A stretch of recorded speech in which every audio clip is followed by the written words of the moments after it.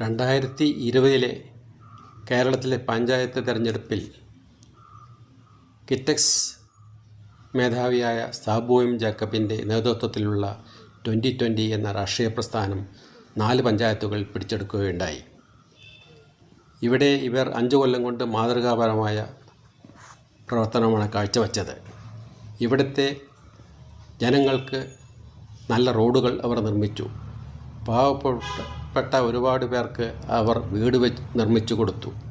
ഭക്ഷ്യസുരക്ഷാ മാർക്കറ്റ് അവർ സ്ഥാപിച്ചു.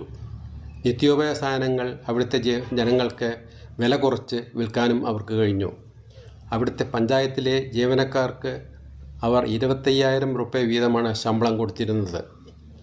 ഇത്രയൊക്കെ മികച്ച പ്രവർത്തനം കാഴ്ചവെച്ചതിന് ശേഷവും അവരുടെ ഈ 4 പഞ്ചായത്തുകളും മിച്ച ബഡ്ജറ്റ് ആണ് ഉണ്ടാക്കിയത്. കോടിക്കണക്കിന് ഉറുപ്പയുടെ വരുമാനം അവർ ഉണ്ടാക്കിയിട്ടുണ്ട്.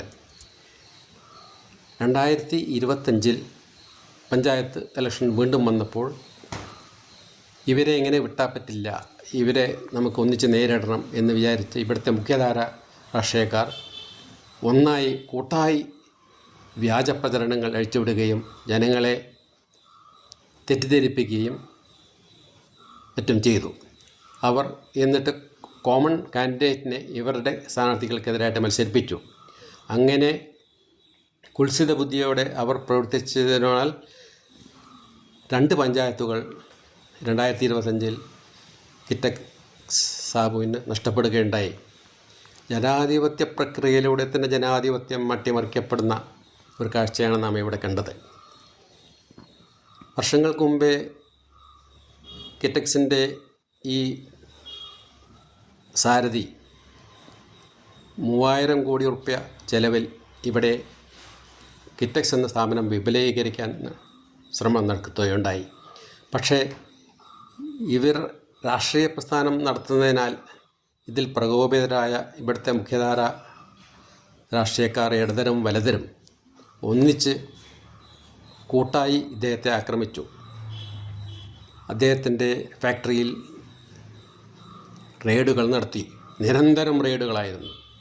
അവസാനം മനസ്സുമെടുത്ത് അദ്ദേഹം ഇരിക്കുമ്പോഴാണ് തെലങ്കാനയിലെ ഗവൺമെൻറ്റിൽ നിന്ന് ഒരു ക്ഷണം അദ്ദേഹത്തിന് വന്നത്.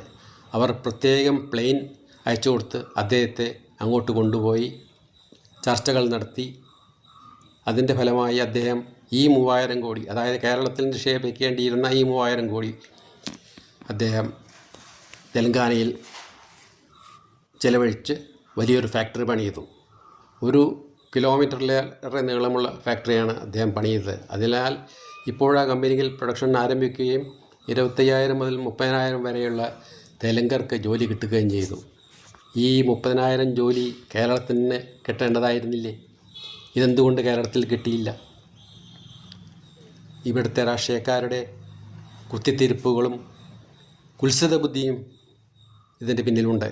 ഇവർക്ക് മലയാളികൾ മര്യാദയ്ക്ക് ജീവിക്കാനെന്ന് ഇവർക്ക് കണ്ടുകൂടാ. എന്തുകൊണ്ട് ഇവർ തെണ്ടിത്തിരിയണം? അവരുടെ സ്വന്തം ആൾക്കാർക്ക് മാത്രമേ ജോലി കിട്ടാൻ പാടുള്ളൂ എന്നുള്ള ഒരൊറ്റ സിദ്ധാന്തം ഇവർ മുറുകെ പിടിച്ചു.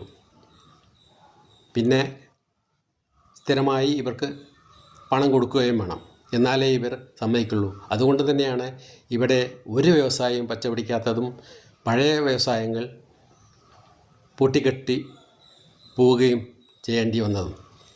ഇവിടുത്തെ കാർഷിക മേഖല ഇവർ നശിപ്പിച്ചു, വ്യാവസായിക മേഖല ഇവർ നശിപ്പിച്ചു, സാംസ്കാരിക മേഖല ഇവർ നശിപ്പിച്ചു, വിദ്യാഭ്യാസ മേഖല നശിപ്പിച്ചു. ഇവിടെ എല്ലാം നശിപ്പിക്കലാണ്. അതിന് പിന്തുണയേകാൻ മുഖ്യധാര മാധ്യമങ്ങളും ഒപ്പമുണ്ട്. എന്തൊരു ദുർവിധിയാണ് ഈ കേരളത്തിന്.